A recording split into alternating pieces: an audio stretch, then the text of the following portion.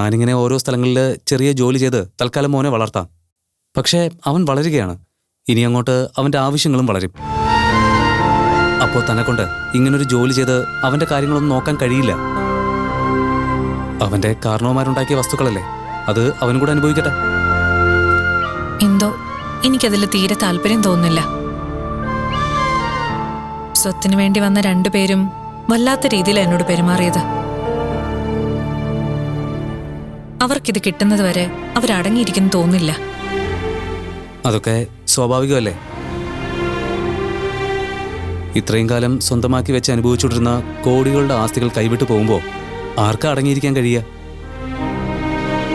അത്ര നല്ല മനസ്സുള്ളവരാണ് അവരെങ്കിൽ ഇത്രയും കാലം അവരാ വസ്തുവകകൾ ഒളിപ്പിച്ചു വെച്ച് അനുഭവിക്കില്ലല്ലോ. അങ്ങനൊരു ശാപമുള്ള വസ്തു എന്തിനാ എന്റെ മോന്? അവനുള്ളത് എന്നെ കൊണ്ട് കഴിയുന്ന വിധത്തിൽ ഞാൻ ചെയ്തോളാം. അതൊക്കെ ശരി തന്നെ. പക്ഷേ എൻ്റെ അഭിപ്രായത്തിൽ തൽക്കാലം താനത് സമ്മതിക്കണ്ട. ബാക്കി അവരെന്താ ചെയ്യുന്നതെന്ന് കാത്തിരുന്ന് നമുക്ക് തീരുമാനിക്കാം.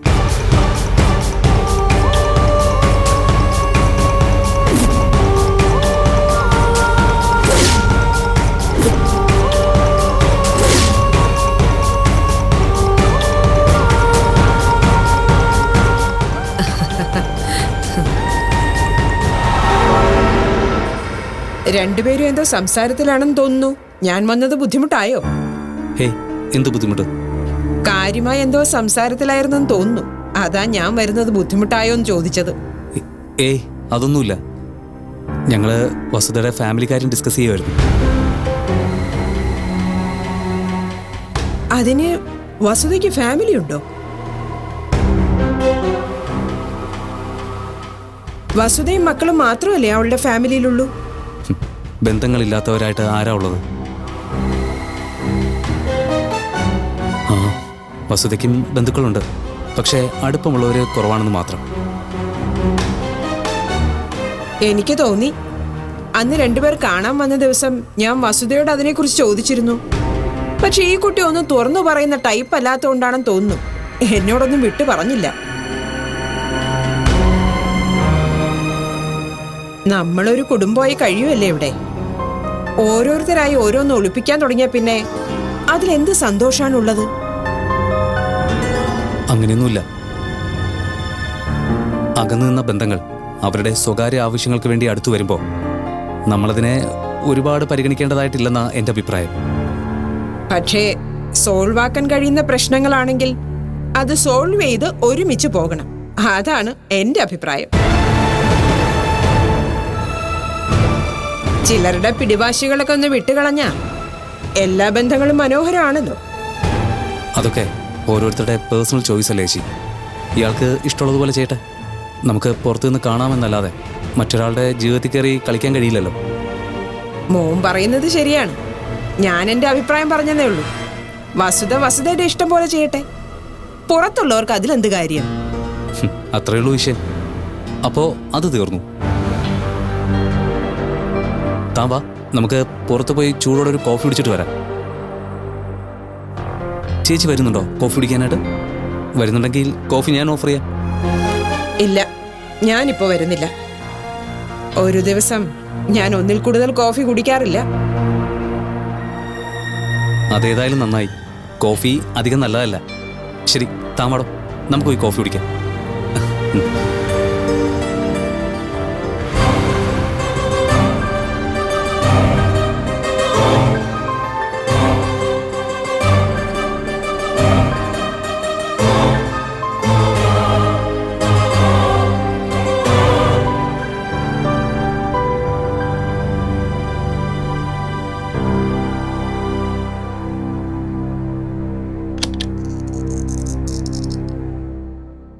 May I come in, sir?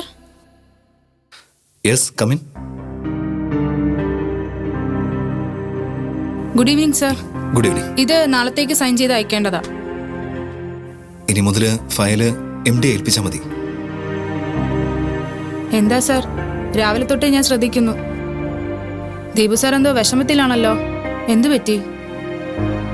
ദേ ഇരിക്ക്.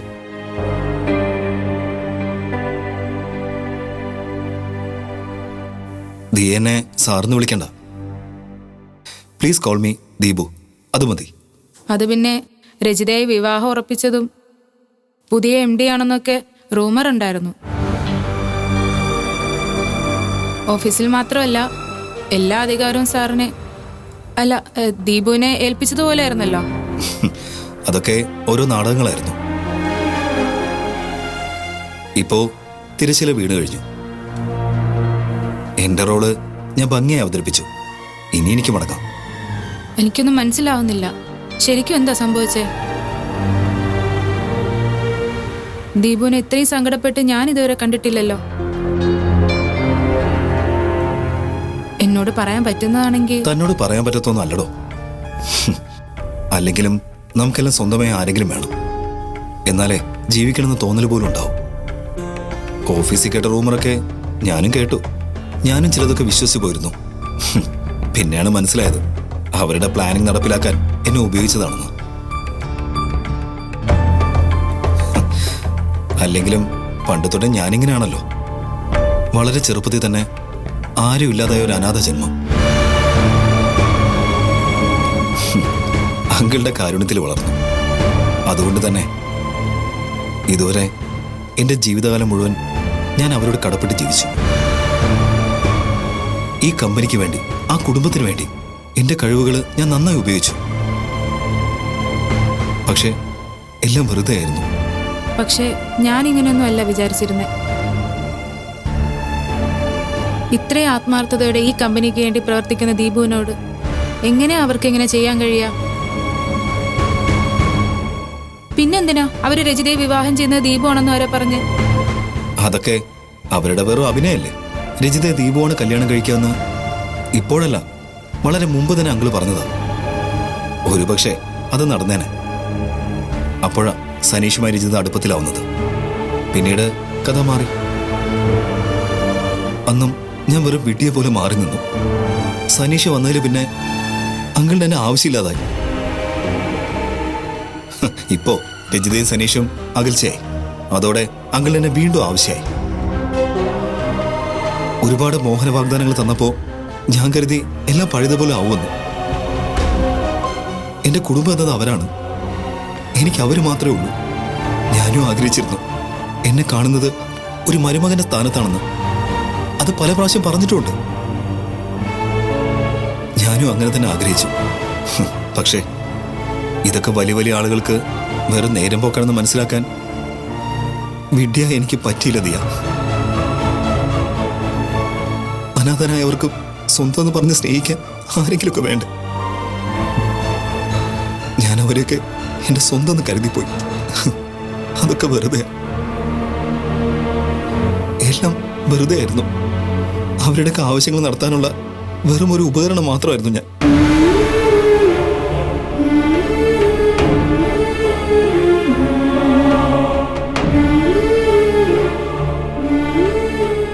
എന്താ മാഷേ ഇത്?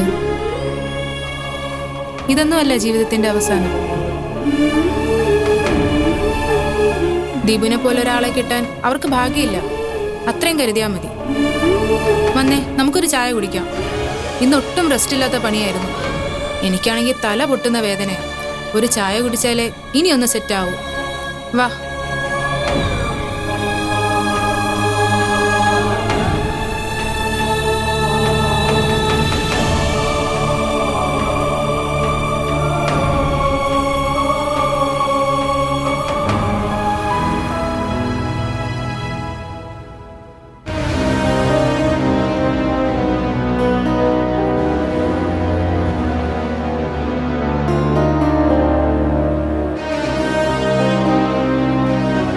നീ ഉറങ്ങിയോ? മോനെ ഗിരി. ഇല്ല, പറയാമോ? ഞങ്ങൾക്ക് നിന്നോട് കുറച്ച് സംസാരിക്കാനുണ്ട്. എന്താ കാര്യം? നീ ഇങ്ങനെ വെറുതെ വസത പോകുന്ന വഴിയെ പിറകെ പൊയ്ക്കൊണ്ടിരിക്കുകയാണല്ലോ. എന്താ നീ ചിന്തിക്കുന്നത്? ഞങ്ങൾക്കാർക്കൊന്നും മനസ്സിലാകില്ലെന്നോ? എന്തെങ്കിലും പറയാനുണ്ടെങ്കിൽ അമ്മാവനത് തുറന്നു പറയും. ഉള്ളില് മുള്ളും മുനയും വെച്ച് സംസാരിച്ചാ എനിക്കതൊന്നും മനസ്സിലാവില്ല. ചേച്ചി പറയണോ അതോ ഞാൻ പറയണോ?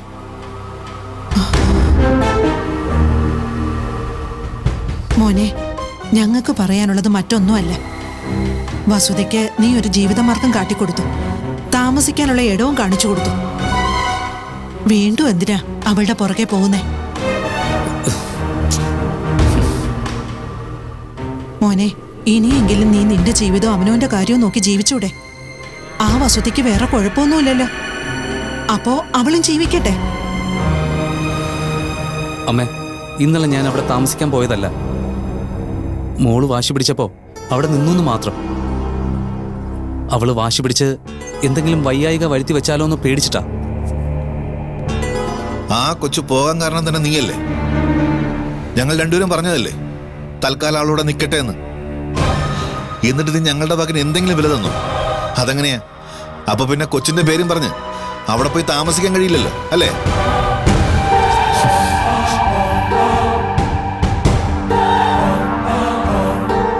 അമ്മാവാ, എന്നോട് ദേഷ്യപ്പെട്ടിട്ട് ഒരു കാര്യവുമില്ല.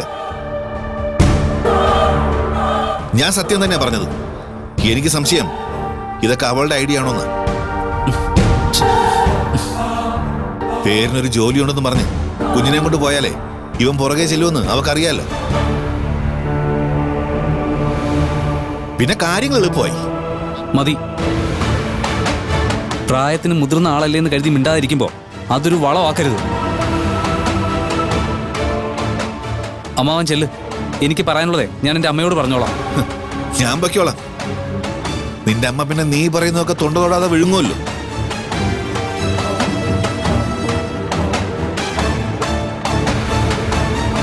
എടാ, നീ എന്തൊക്കെ ഈ കാണിച്ചു കൂട്ടുന്നേ? ഇവിടിപ്പോ ആകെ നാണക്കേടായല്ലോ. നാണക്കേട്? അമ്മയ്ക്കൊരു കാര്യം അറിയാവോ? ഇന്നലെയും എൻ്റെ ഷെൽഫിൽ നിന്ന് പണം കാണാതായിട്ടുണ്ട്. ഞാൻ ഇതൊക്കെ ആരോടാ ചോദിക്കേണ്ടത്?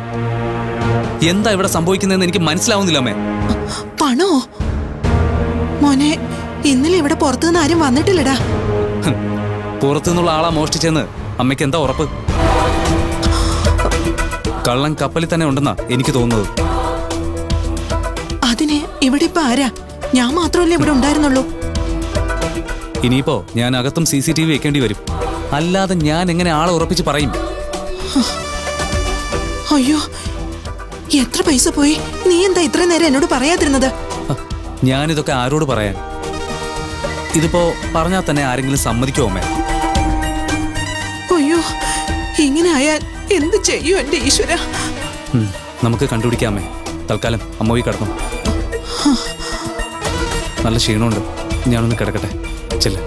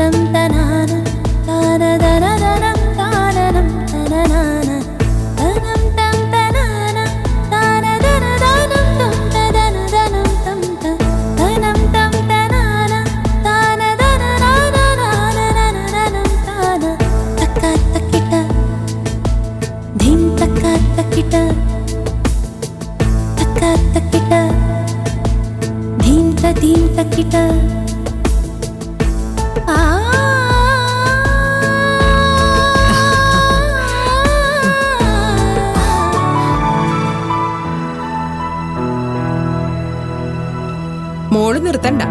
ഞാൻ ഇതിലേ പോകുമ്പോ പാട്ട് കേട്ടപ്പോ ഒന്ന് നോക്കിയെന്നേ ഉള്ളൂ. നല്ല ഭംഗിയുണ്ട് മോള് കളിക്കുന്ന കാണാൻ. മോള് കളിച്ചോളൂ. വേണ്ട, ഞാൻ നാളത്തേക്കുള്ള ക്ലാസ്സിന് പ്രാക്ടീസ് ചെയ്തതാ. ചേച്ചി പറഞ്ഞോളൂ. ഞാൻ ഇപ്പഴാ കാര്യങ്ങളൊക്കെ വ്യക്തമായി അറിഞ്ഞത്. അത് കേട്ടപ്പോ നിന്നെ ഒന്ന് അഭിനന്ദിക്കണമെന്ന് തോന്നി. അതുകൊണ്ടാ വന്നത്. ആ, എന്ത് കാര്യം? എനിക്ക് മനസ്സിലായില്ല. ആ, കഴിഞ്ഞ ദിവസം മോളെ കാണാമെന്ന ബന്ധുക്കളുടെ കാര്യമാണ് ഞാൻ പറഞ്ഞത്. അവരോടൊക്കെ അങ്ങനെ തന്നെ പെരുമാറണം. മാലതി പറഞ്ഞപ്പോഴാ ഞാൻ കാര്യങ്ങളൊക്കെ അറിഞ്ഞത്. എത്ര അഹങ്കാരമാണ് അവർക്ക്. മോൾക്ക് കിട്ടാനുള്ള സകലതും കൈയടക്കി വച്ചതും പോരാ, ഭീഷണി വേറെയും.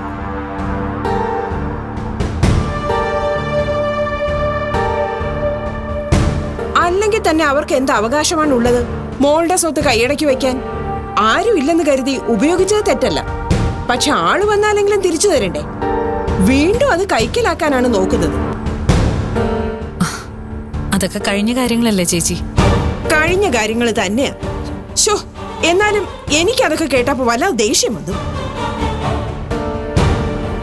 അല്ലെങ്കിൽ തന്നെ സ്വന്തം കൊച്ചിന്റെ പേരിൽ വരാൻ പോകുന്ന കോടികളുടെ ആസ്തി ആരെങ്കിലും വേണ്ടെന്ന് വെക്കുവോ? ഇതൊക്കെ ചോദിച്ചു വരാൻ മാത്രം മണ്ടന്മാർ ഇപ്പോഴും ഉണ്ടല്ലോ.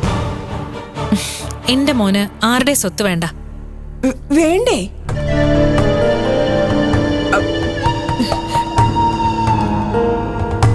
പിന്നെ എന്തിനാ മോളെ അതൊക്കെ പിടിച്ചു വെച്ചിരിക്കുന്നത്? അതങ്ങ് ഒപ്പിട്ട് കൊടുത്താ പോരെ? അല്ല, ഞാൻ അതല്ല ഉദ്ദേശിച്ചത്. നമുക്ക് വേണ്ടെങ്കിൽ പിന്നെ ഇതുപോലുള്ള തലവേദനകളൊക്കെ വച്ചു പൊറിപ്പിക്കണോ? എത്രയും പെട്ടെന്ന് ഒഴിവാക്കി വിടുക എന്നല്ലാതെ. എന്റെ മോനത് വേണ്ടാന്ന് കരുതി അവർക്കത് വെറുതെ കൊടുക്കണമെന്നില്ലല്ലോ. അത്ര നല്ല ആളുകളൊന്നും അല്ല അവര്. അവർക്ക് ആ സ്വത്ത് കിട്ടിയില്ല എന്ന് കരുതി വയലന്റ് ആയതാവും. അല്ലാതെ അവർക്ക് എന്തിനാ മോളോട് വൈരാഗ്യം? എന്തിനു വേണ്ടിയാണെങ്കിലും തൽക്കാലം ഞാൻ ഒപ്പിട്ട് കൊടുക്കുന്നില്ല.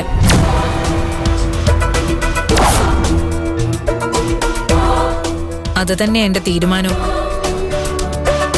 വെറുതെ കുറച്ച് ശത്രുക്കളെ കൂടി സൃഷ്ടിക്കാന്നല്ലാതെ അതുകൊണ്ട് എന്തെങ്കിലും ഗുണമുണ്ടോ മോളെ? ചേച്ചി ഏതെങ്കിലും ഒരു വാക്കിൽ ഉറച്ചു നിൽക്ക്. ഇപ്പോഴല്ലേ പറഞ്ഞത് വളരെ നല്ല കാര്യമാണ്, സ്വത്തുക്കൾ എഴുതി കൊടുക്കാത്തതിന് അഭിനന്ദിക്കുന്നു എന്നൊക്കെ. ഇത്ര പെട്ടെന്ന് വാക്ക് മാറിയോ? നിന്ന നിപ്പിൽ അഭിപ്രായം മാറുന്നത് അത്ര നല്ല കാര്യമായിട്ട് എനിക്ക് തോന്നുന്നില്ല. അയ്യോ, മോളെന്നെ തെറ്റിദ്ധരിച്ചതാണ്. ആ ദുഷ്ടന്മാർക്ക് സ്വത്ത് കൊടുക്കാതിരുന്നത് നന്നായി എന്ന് തന്നെയാ ഞാൻ ഉദ്ദേശിച്ചത്. പിന്നെ വെറുതെ ശത്രുക്കളുടെ എണ്ണം കൂട്ടണ്ടല്ലോ എന്ന് കരുതി അഭിപ്രായം പറഞ്ഞേ ഉള്ളൂ. അങ്ങനെ കണ്ടവരുടെ സ്വത്തുക്കൾ തട്ടിയെടുത്ത് എത്ര കാലം ജീവിക്കാൻ കഴിയും? ഈ നാട്ടില് നിയമം കോടതിയൊക്കെ ഉണ്ടല്ലോ.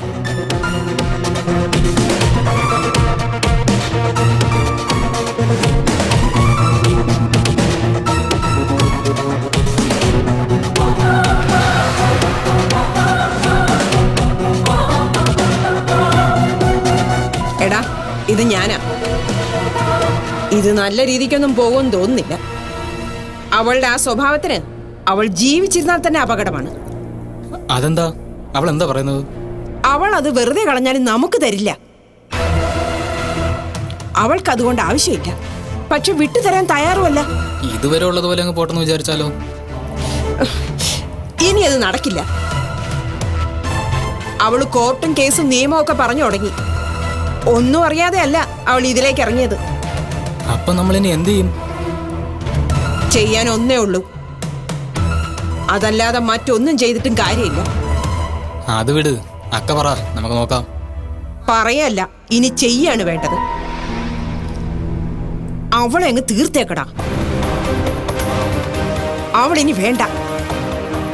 അവളുണ്ടെങ്കിലല്ലേ ഈ പ്രശ്നമൊക്കെ ഉണ്ടാവുകയുള്ളൂ. തീർത്ത് കളഞ്ഞേക്ക്. ഇതാണോ അക്കയുടെ തീരുമാനം? മറ്റൊരു തീരുമാനവും എനിക്കില്ല.